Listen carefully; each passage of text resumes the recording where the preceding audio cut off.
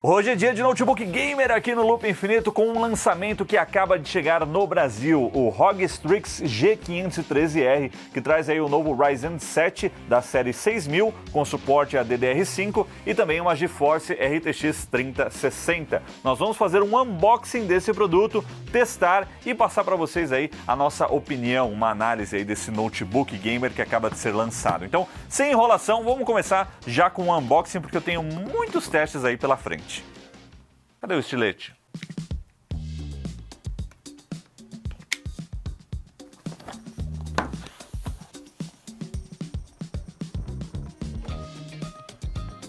Eu acho muito legal essas caixas que levantam o produto. Olha aí, velho. Isso aqui é engenharia do papelão, ó.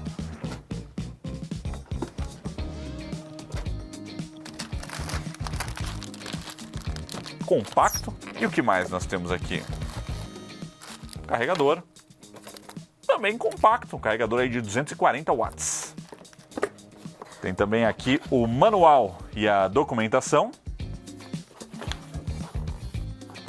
E por fim, tem uma caixa aqui dentro que não tem nada, tem dois compartimentos vazios, olha lá. Fui tapeado? Culpa minha, que não gerenciei minhas expectativas, né? Estou impressionado com o tamanho desse carregador. O do ROG Zephyrus Duo que eu tenho é uma bitela de carregador. Esse aqui está muito compacto. Viva o nitreto de galho!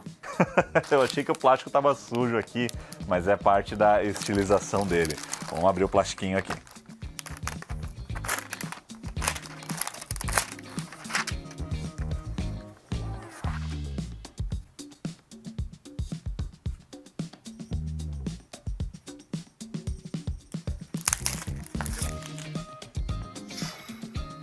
E o RGB aqui, ó, já tá pronto para aumentar o FPS, hein? Primeira impressão é que ele é bonito e compacto. Então agora eu vou conhecer mais sobre esse notebook gamer, fazer os testes e volto depois da vinheta comentando tudo sobre esse lançamento que acaba de chegar no Brasil.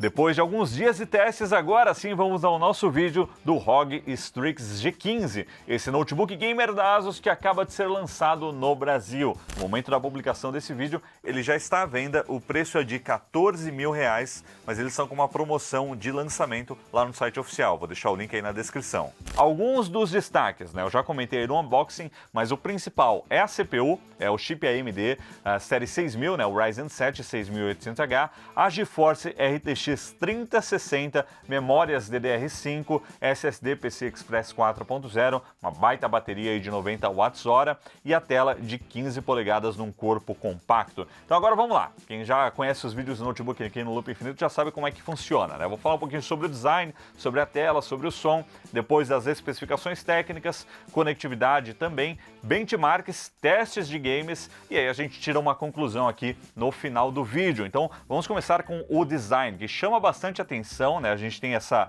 luz RGB aqui embaixo, essa faixa de LED que pega um pouquinho da lateral, né? Pega toda a base aqui na frente, o teclado também retroiluminado com RGB.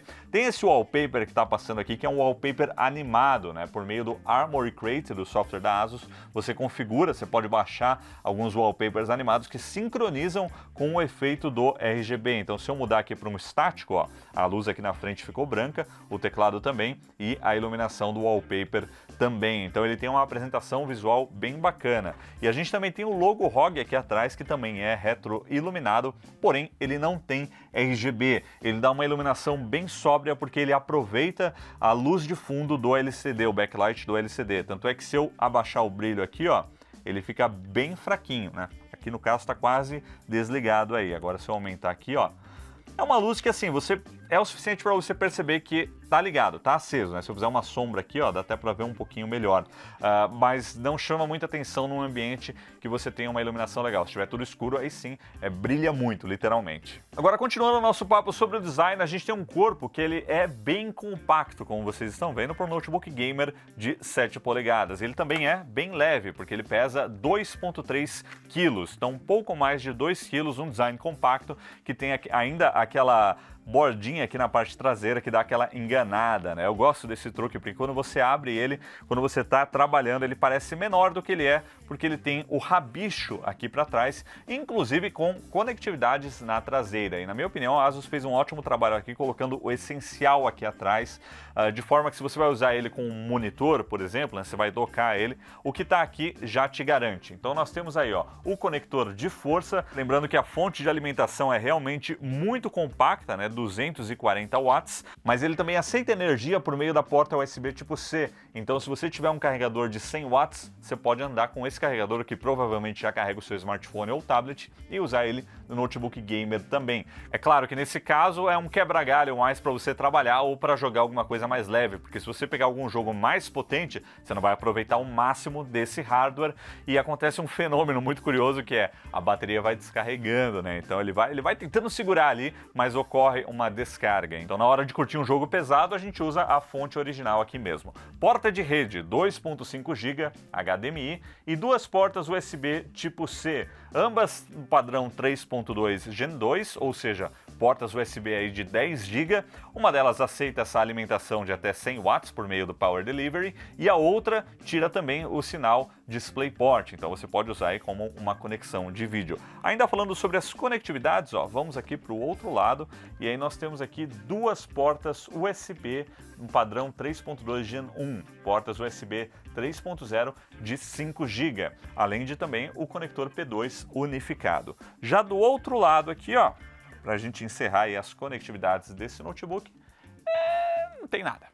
E é legal porque se você tiver um hub USB tipo C, você pode ligar todas as conectividades aqui atrás, né? Um teclado e um mouse, se você estiver jogando num monitor. E quando precisar ligar um mouse, também você tem a porta USB tipo A aqui do lado. Então eu gostei bastante aí do desenho dessas conectividades. Ainda falando sobre o design, a gente tem essa tampa lisa, né? Aqui em cima, com uns pontinhos aqui do lado, né? Com a letra G que aparece de uma forma bem discreta aqui embaixo. Não sei se eu consigo mostrar para vocês aqui no detalhe, ó, ela tá aqui no cantinho.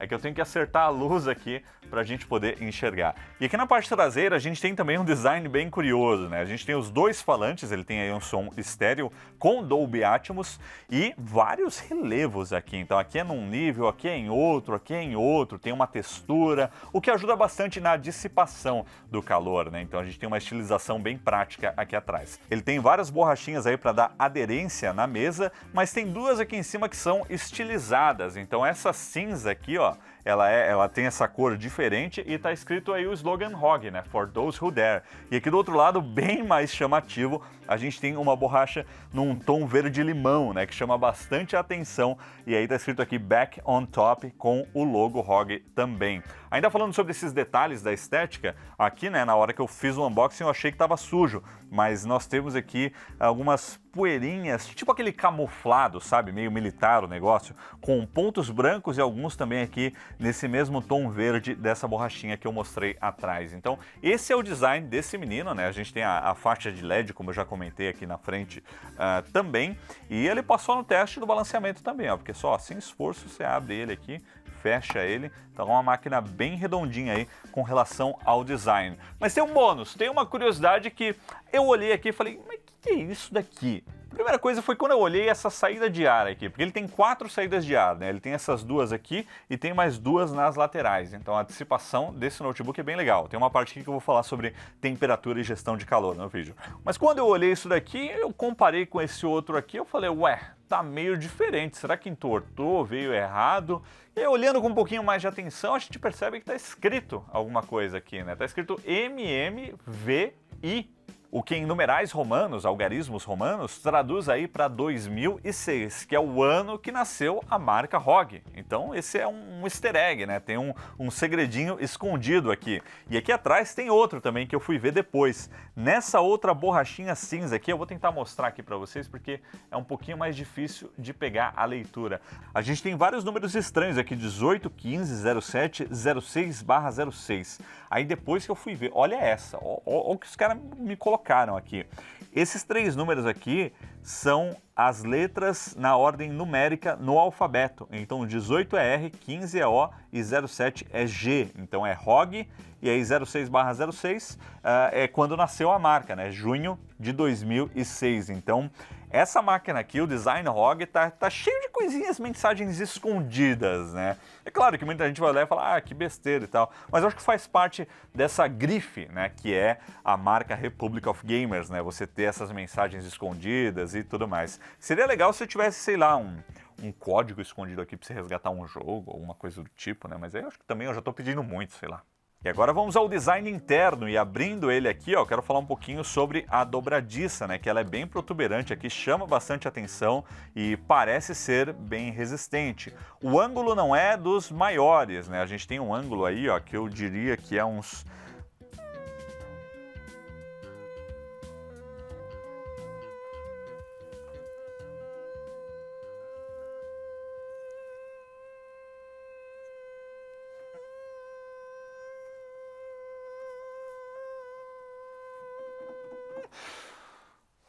...115 graus? Nossa, aqui é 90. Aqui é 100. Uns 115, 120 graus. Não é muito, mas parece que a gente tem uma dobradiça aí resistente, né? Então, falando agora sobre o design interno, nós temos a telona que chama bastante atenção, né? Então, deixa eu pôr aqui, ó, o RGB aqui desse wallpaper. Eu achei até bacana, pelo menos para mostrar no vídeo. Não, pera aí, abriu o Armory Crate. Calma lá, cadê aqui? Aura. Aura!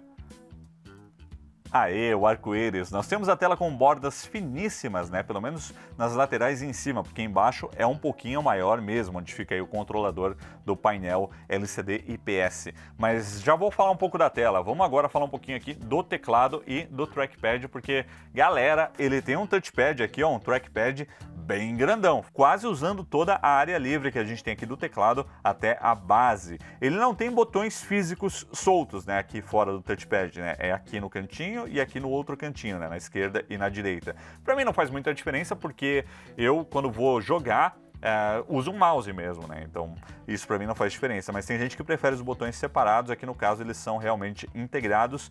E você tem um truque também, que segurando aqui, ó, você ativa um teclado numérico que funciona muito bem. Não só traz os números, como também alguns símbolos, o backspace e também o enter. E aí quando você está usando um mouse, isso daqui ajuda um pouquinho, né? Você ter o teclado numérico aqui no touchpad, é uma utilidade bacana. E ele está escrito aqui Num LK, né? O Num Lock. Então só tocar e segurar, ele ativa ou desativa. Confesso inclusive que eu ativei ele acidentalmente algumas vezes aqui durante o teste, mas depois que você se acostuma não é um incômodo. Agora vamos falar do teclado. O teclado, eu tenho alguns problemas com esse teclado desse notebook. No geral, assim, nós temos um teclado bem confortável, a tecla tem uma boa profundidade, você tem aí a iluminação RGB, apesar de que a iluminação RGB ela é 4 zonas, não é por teclas individuais, então a gente tem menos precisão na iluminação, né, nos efeitos de luz que a gente tem aqui nesse teclado. Mas isso é um detalhe cosmético, na minha opinião. O que me afetou mais durante o uso é que as teclas elas são um pouquinho menores do que o tradicional. Eu não sei se é 90% ou 95%, não encontrei essa informação. E elas também são um pouquinho mais espaçadas. Então a primeira vez que eu peguei para jogar, eu errei ali algumas teclas. Apertei algumas teclas erradas, fui acender a lanterna, dropei a arma, soltei o ult na hora errada, mas depois de um tempo você se acostuma. Só que elas parecem ser um pouco menores e mais espaçadas mesmo. Então olha aí, de outro ângulo agora, a gente tem também uma estilização no WSAD ou WASD. WSAD ou WSD? Comenta aí.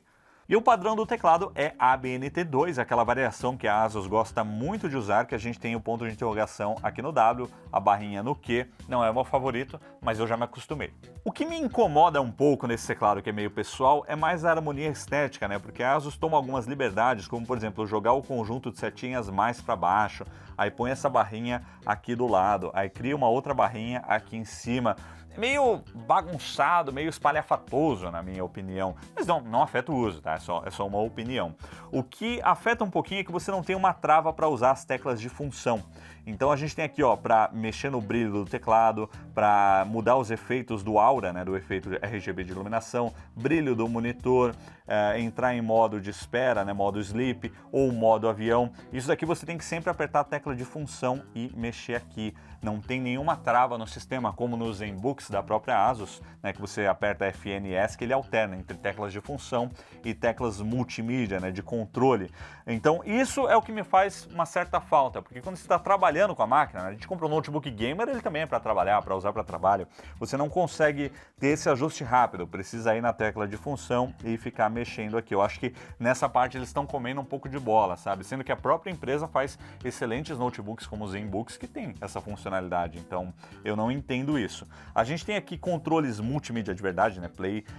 Play, stop para avançar e para voltar aí para as músicas, e aqui em cima volumes, aí sim, esses daqui funcionam sempre como a função, né? Volume, microfone para mutar ou desmutar, o modo do perfil da ventilação, né, do resfriamento para deixar mais agressivo ou mais silencioso, e um botão que por padrão chama o Armoury Crate. Deu uma porrada aqui no notebook agora. Então, ó, já abriu aqui o Armoury Crate aqui em cima. E essas 5 teclas aqui em cima também são macros e podem ser personalizadas no sistema. Você pode colocar qualquer ação aqui, um conjunto de teclas, e aproveitar aí essas funcionalidades a mais nos jogos, o que é bem bacana. Então esse é o teclado que traz uma experiência legal durante os jogos, e a digitação também é confortável depois que você se acostuma, então nenhum problema aí. E o touchpad grandão nessa parte interna aqui também é um bônus bem legal, então uma máquina compacta que dá para trabalhar legal além de jogar. E para encerrar essa parte sobre o teclado, no Armoury Crate, né, o software ROG, a gente tem aí as personalizações das teclas M1 a M5, as teclas de macro. E aí você pode escolher aqui, ó, tem várias funções, ou você cria e edita um perfil de macro. Pode ser qualquer coisa mesmo, então isso daí é bem legal. Aí o controle RGB do sistema é legal, viu? É melhor que o software, porque o software... Software RGB é uma porcaria, todo mundo sabe. Não interessa o fabricante. Agora eu vou trocar esse wallpaper ROG aqui, ó, para a gente falar um pouquinho aí sobre essa tela. E esse é uma das outras animações, só que toda vez que a gente troca ele perde o sync, ó. Se eu trocar o efeito Aura aqui do teclado, ó, aqui ficou estático, aqui tá no arco-íris ainda. Você precisa trocar e precisa ir lá, configurar e fazer ele sincronizar. Uma pequena inconveniência, né? Mas pelo menos funciona depois que você configura. Mas enfim, vamos falar um pouquinho aí sobre essa tela. Tela de 15 polegadas, é um painel IPS que tem uma boa qualidade, um bom ângulo de visão também, e o destaque tá para latência, 3 milissegundos, e o refresh rate de 165 Hz. Além da resolução, que é WQHD, o que não é necessariamente bom para essa configuração, né? Porque a gente tem aqui uma resolução 16:9, 1440p, num notebook que traz uma GeForce RTX 3060. Lembrando que a 3060 de notebook, ela tira de letra jogos em 1080p, mas quando a gente sobe um pouco a resolução, a gente acaba perdendo um pouco do desempenho. E tendo aí mais do que 120 Hz, é legal alcançar esse refresh rate. Então essa resolução não ajuda, porque se você roda alguma coisa 1080p numa tela 1440, às vezes não fica legal, às vezes tem algum serrilhado no jogo, porque não é a resolução nativa daquela tela. Então esse, eu diria que é um ponto negativo nesse conjunto todo, né? A tela podia ser Full HD e a gente não teria problemas, né? Então pode afetar um pouquinho a experiência do jogo. Mas fora isso, uma excelente tela, uma qualidade bacana. Nós temos aí bordas finíssimas, exceto aqui embaixo, né, que é grosseiramente maior. E essas bordas aqui em cima, elas têm um custo, esse design tem um preço, porque vocês repararam, ou vão reparar agora, que nós não temos uma webcam integrada. Isso é algo que a ASUS já largou mão há um tempo nos notebooks gamer. Ao invés de colocar aquela webcam tranqueira, não põe nenhuma webcam. Que na minha opinião, eu acho que é uma escolha boa, porque aí melhora o design e não traz uma câmera que ninguém vai usar para valer nesse notebook, porque, francamente, né, hoje em dia, eu, pelo menos, quando vou fazer uma reunião virtual, eu uso o celular. Inclusive, o Armoury Crate, ele tem a opção de você conectar o celular e usar a câmera do celular como webcam, então eles trazem essa solução integrada também. E câmera de notebook...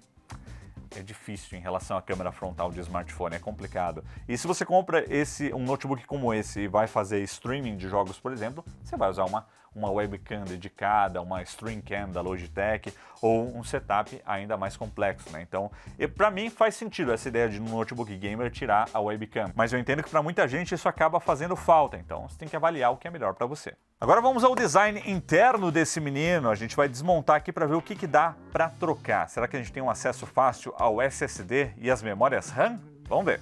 1, 2, 3, 4, 5, 6, 7, 8, 9, 10, 11 parafusos, vamos lá.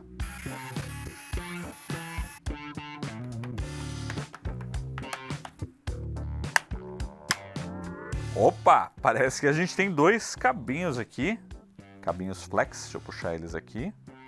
Devem ser do LED aqui da base, né? A gente tem aí os dois controladores, então eles são divididos em duas regiões, né? Uma aqui e a outra aqui do lado. Então, atenção ao tirar a tampa desse notebook, puxar pode romper. Nossa, mas o sistema de dissipação aqui tá bonito, hein? Olha aí, ó. Olha o que nós temos aqui hoje. Ah lá. Realmente, eu vi que eles tinham investido pesado aí na dissipação de calor, mas olha isso aqui, parece aquelas rodovias, aqueles viadutos muito loucos fazendo curva, ó, um no outro aqui. E o que é muito interessante nesse sistema de resfriamento é que tanto a CPU quanto a GPU, elas têm aí 3 condutores de dissipação, né? Sendo 2 deles dedicados e um compartilhado. Então a GPU, ó, que é esse chip maior aqui, né? A CPU tá um pouquinho menor aqui. Inclusive as CPUs da série Ryzen 6000 para notebooks já tem aí o processo de fabricação com a litografia de 6 nanômetros, né? Um processo aí da TSMC. Então já desceu 1 nanômetro em relação ao desktop, então consegue ser mais eficiente num tamanho compacto. Aqui maior a gente tem a GPU, né, a 3060. E aí reparem que, ó, 2 dissipadores aqui de cobre, eles são dedicados, né? Então a gente tem um que vem para cá, para essa lateral, e o outro que vai para cima. E aí o terceiro também vai para cima, é compartilhado entre CPU e GPU, né? Vai para os dois lados. E aí na CPU a mesma coisa, 2 dissipadores dedicados, um que vem aqui para a lateral e o outro que vai para a parte traseira aí do notebook. E o legal é que essas ventoinhas, esses fãs, eles têm um design que tem 84 abinhas aqui, né? 84 pás, digamos assim. E aí eles jogam de uma forma até silenciosa, né, o ar para a parte traseira e para a lateral do notebook, né? Puxa aqui de fora, por baixo, e joga atrás e aqui do lado. Então, um sistema de dissipação bem robusto, viu? Bem parrudo. E uma surpresa bem agradável que a gente tem aqui embaixo é um segundo slot para SSDs M.2 que está livre, já vem aí, ó, tranquilo o acesso para você expandir a memória interna. Então tem o que já vem com a máquina, 512, e tem mais um aqui. E a gente tem, ó, embaixo dessas fitinhas aqui, a ASUS ama adesivos em notebooks. As memórias que também estão com um acesso bem fácil, ó. Inclusive, essa daqui ficou aqui a etiqueta. Mas a gente tem aí 2 pentes de memória RAM DDR5 para notebooks. Deixa eu ver se tem alguma informação aqui. Samsung, são chips aí da Samsung, 2 chips de 8 GB com a frequência aí de 4.800 MHz nativo, né? Um padrão aí de entrada das memórias DDR5, o que era muito alto para o DDR4, é a entrada no DDR5. E a bateria aqui embaixo de 15.4 volts, 90 Wh, uma baita bateria aí de 4 células que ocupa toda essa parte de baixo aqui. É uma bateria grande, se não me engano o máximo que dá para pôr não é muito além disso, porque você tem restrições para entrar no avião, para não acontecer um Galaxy Note 7 da vida. Então a bateria tem um limite, o tamanho que dá para pôr, e não é muito além de 90, eu acho que é 95 ou 99, se não me engano, não é mais de 100. Então uma das maiores baterias que dá para colocar aí no notebook, além dos falantes, né, as caixas de som, também tem um tamanho considerável aqui, uma caixinha para o lado esquerdo e outra para o lado direito, o sistema de som estéreo que também traz suporte ao Dolby Atmos. E tá aí, essa é a parte interna desse notebook. Realmente, ó, me impressionou esse sistema de dissipação que a gente tem aqui. Eu acho que é o mais robusto que eu já vi. E olhando melhor aqui agora, a gente também tem um outro sisteminha aqui que cruza, que está indo nos componentes da placa-mãe, né? Provavelmente o chipset, o VRM, que ele passa aqui por baixo, mas também interliga com os que estão aqui para a GPU. Muito louco, muito legal mesmo. Daqui a pouco a gente vai falar um pouquinho sobre as temperaturas, mas uma coisa que eu não posso deixar de comentar é que aqui a ASUS não está usando pasta térmica. Eles estão usando um composto que é muito mais condutivo. Condutor ou condutivo? Conduz muito mais a temperatura, que é um metal líquido. Eles estão fazendo essa pesquisa já há um tempo para colocar o metal líquido como um condutor térmico entre os chips e os dissipadores e finalmente a gente está vendo isso sendo implementado. Segundo a ASUS, isso consegue uma redução de até 16 graus na temperatura, não é pouco, isso realmente faz uma diferença animal. É claro que é mais complicado, porque ele é super condutivo, então a aplicação você não pode deixar chegar do lado de um componente, senão queima. Se ele escorrer um pouquinho para o lado, queima. E ele também é mais complicado com relação ao desgaste, então é um processo mais difícil, mas que legal que finalmente está vindo aí por padrão nos notebooks. E isso também é algo mais delicado que requer uma atenção extra. Inclusive eu acabei de perceber que tem um sinalzinho aqui, ó, tem um adesivinho aqui de aviso, ó lá, cuidado, tá aqui, ó. Por quê, né? Você precisa ter um cuidado a mais para não queimar aí algum componente, então é legal, mas requer um cuidado a mais com a manutenção, né? O metal líquido. E daqui a pouco vocês vão ver a intensidade da dissipação de calor do metal líquido. Então vamos lá, vamos continuar o nosso vídeo agora falando um pouquinho sobre as especificações técnicas desse menino. Grande destaque, processadores AMD da série 6000, eu ia falar sexta geração, mas não é assim que funciona. Da série 6000, o 6800H, um Ryzen 7, que aliás, já peço desculpas de antemão, mas eu ainda não testei nenhum notebook com Intel de 12ª geração para a gente fazer o comparativo. Então eu posso jogar um benchmark para vocês daqui a pouco com relação ao 11800H, que está, por exemplo, no Alienware M15, que eu já testei. Mas não é a comparação mais justa, é só uma referência. Mas vamos lá, vamos dar uma olhadinha nas specs desse menino. Vamos abrir aqui o nosso gerenciador de tarefas e também, ó, para mostrar o grande destaque desse vídeo, o CPU-Z. Então nós temos o nosso Ryzen 7 6800H com Radeon Graphics. Nós temos aí os gráficos integrados também, olha só aqui embaixo a gente tem aí a AMD integrada e a GeForce aqui do lado, essa heresia acontece, se você tem CPU AMD tem os gráficos integrados também, que até ajudam a economizar energia, né? A gente vai falar um pouquinho disso daqui a pouco. Mas vamos lá, vamos falar um pouquinho dessa CPU primeiro. Nós temos aí 8 núcleos e 16 threads, com aí nos caches 512 KB, 4 MB e 16 MB no L3. E assim, 8 núcleos, 16 threads, a gente ainda não está vendo a AMD fazendo núcleos de eficiência energética como a Intel, com os chips de 12ª geração que eu quero testar, ver como é que é o desempenho da autonomia e tudo mais. Mas aqui também, né, a gente está com uma litografia, né, um processo de fabricação que é bem mais avançado, né, 6 nanômetros contra aí os 10 nanômetros da 12ª geração da Intel. Então, eu acredito que talvez esses aqui sejam mais eficientes no geral, né, os núcleos de desempenho. E no fim do dia talvez fique elas por elas. A gente vai testar depois e trazer comparativos para vocês. Mas é uma CPU excelente que roda num clock base de 3.2 GHz e assim, dá conta de tudo que você joga aqui. Então você vai editar foto no Photoshop, vai fazer streaming de vídeo, vai editar vídeo em 4K, segura tudo muito bem. Uma excelente CPU que traz um desempenho ótimo. A memória RAM, nós temos aí 16 GB de DDR5, como eu já comentei, rodando aí a 4.800 MHz, que é a base do DDR5, né? Daqui para frente a gente vai ver aí essa frequência cada vez mais alta. Como a gente está no começo do DDR5, é 4.800. Nós temos aqui um SSD, que é um Micron 2450, que no meu teste aqui do Crystal Disk Mark marcou aí, né, no PCI Express 4.0, 3 GB de leitura e 3.3 GB de escrita, ou seja, uma velocidade ótima aí para um SSD num notebook. E a GPU, que é a GeForce RTX 3060 de notebook, que é um pouquinho diferente nesse notebook aqui, porque a ASUS aumentou um pouco a potência dela. Geralmente, uma GeForce de notebook, a gente tem variações de acordo com a máquina, né? Então, a 3060 de 80 a 120 watts de consumo, dependendo do computador, né? Dependendo do projeto. Aqui a ASUS subiu um pouquinho e ela puxa aí até 140 watts de potência, ou seja, ela consegue puxar um pouquinho mais do que outros notebooks, mas pelo menos nos meus testes isso não chegou a fazer uma diferença no desempenho. Benchmarks daqui a pouco. Então esse é o conjunto da obra aqui que nós temos, né? Tem também, claro, conectividade Wi-Fi, né? Com suporte aí ao Wi-Fi 6, né? A gente tem um chip aí da MediaTek, rede LAN, que eu já comentei, 2.5 GB, Bluetooth 5.0 e por aí vai. Aqui do lado eu tenho o CPU-Z aberto aqui também, que está mostrando aí alguns detalhes dessa CPU. Mas assim, uma combinação de hardware excelente, tudo que eu testei aqui rodando uma boa, edição de vídeo, streaming de vídeo, mas vamos colocar aí alguns dados de benchmarks para vocês, né? Porque eu sei que é isso que vocês gostam aqui nos vídeos do Loop Infinito, as tabelas do Kenji, então por favor.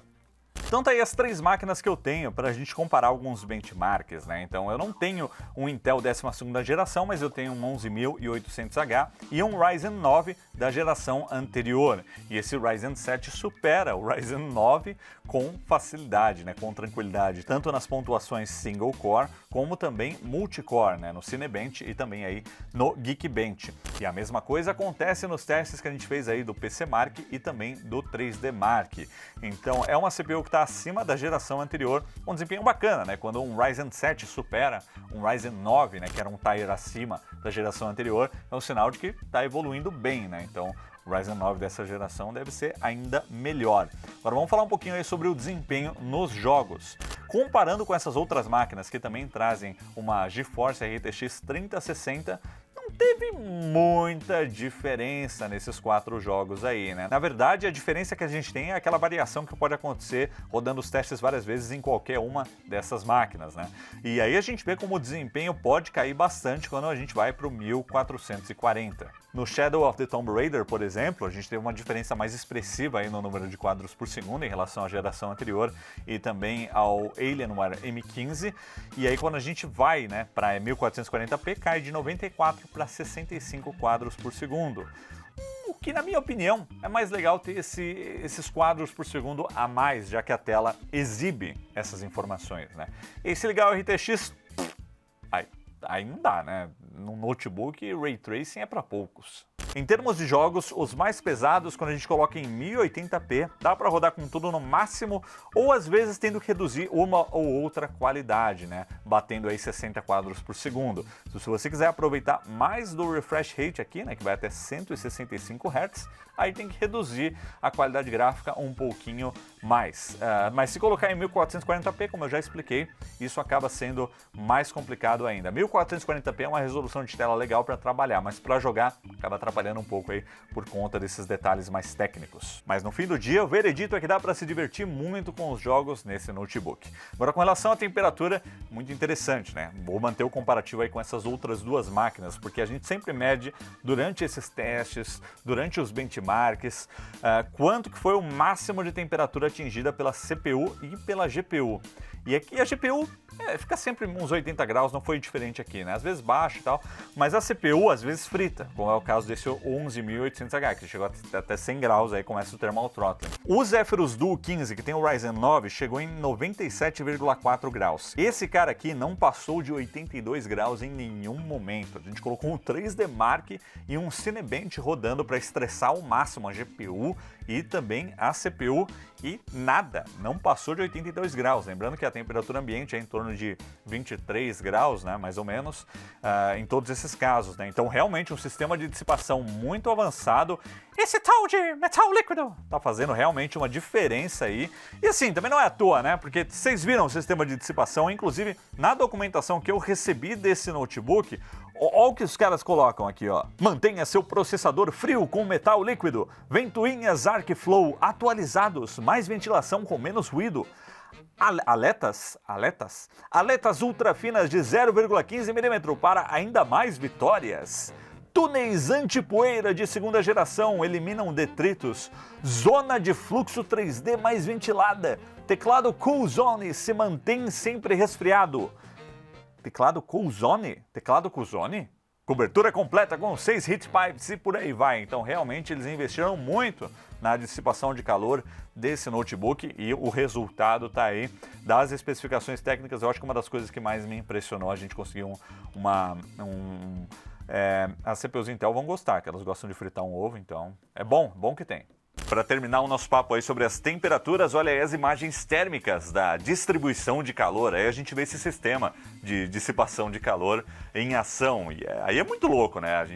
observar como o calor é dissipado, as saídas de ar e tudo mais. E também aproveito para dizer que durante o jogo ele não esquenta muito, né? Nas regiões que importam ali, que a gente encosta a mão, na região do trackpad, na região do teclado. Vocês estão vendo aí que às vezes bate acima de 50 graus, mas é mais a medição interna, porque a sensação térmica na superfície, pelo que eu senti, passa de 40 graus. Então é muito tranquilo jogar com ele, você não tem a sensação de que ele está fritando, né? Ele é bem comportado. E por fim, vamos falar um pouquinho sobre a autonomia da bateria. Quando a gente está jogando no notebook gamer, é de regra falar, a bateria vai durar 1h30. Não passa muito disso. Dito e feito. No teste de jogos do PC Mark X, a gente bateu aí 1h e 42 minutos. Já no teste Modern Office, que simula aí aplicações de escritório, a gente teve 5h e 20 minutos. E por fim, no teste de vídeo, uma surpresa agradável, bateu quase 10 horas, que é bastante aí para um notebook gamer. Lembrando que isso tudo na configuração padrão que ele vem de fábrica. Então, quando você tira o carregador, ele vai para um perfil silencioso, ele sai do perfil de desempenho, vai para um perfil silencioso, e esses foram os resultados que a gente conseguiu. Então, assim, o teste de vídeo tá bacana. De jogos, a gente já esperava, né? 1h30, mas até que se saiu muito bem aí no teste de vídeo. Talvez esse teste de escritório, de trabalhar, pudesse ser um pouco melhor aí, passando de 6 horas, né? Mas não foi o nosso caso aqui. Mas é isso, notebook gamer é complicado, você tirou da tomada, dependendo do que você faz, é 1h30 ou 10 horas, né, como a gente viu aqui no teste. Então é basicamente isso que eu tinha para contar para vocês sobre esse lançamento, o ROG Strix G15, mais especificamente esse modelo que eu tenho aqui é o G513R, um notebook gamer que a Asus está lançando aqui no Brasil, custando aí R$14 mil. Eu fiquei sabendo, que eu tô gravando esse vídeo antes, que vai ter um desconto de 10% aí para quem comprar no Pix, eu não sei. Mas ainda é um valor meio alto, né? Quando a gente consegue um desempenho similar em máquinas que já estão no mercado. Mas tá aí, eu falei tudo que ele tem de bom e aí cabe a vocês tomarem a decisão, vocês que estão de olho num notebook gamer. O bom é que quanto mais concorrência a gente tem no mercado, teoricamente, né, melhor ficam os preços. Então temos mais uma opção aí para vocês. ROG Strix G15. E se vocês gostaram desse vídeo que começou com um unboxing, no fim foi uma análise completa, deixa um comentário aí, deixa um like também. Tem os valeuses demais, o valeu demais aí do YouTube, se eu conseguir te ajudar aí na sua compra, para você apoiar aí o nosso conteúdo. E tá aí, ROG Strix G15, mais um vídeo de notebook gamer aqui no canal. Eu vou ficando por aqui, mas a gente se vê em breve. Valeu, galera, e até a próxima!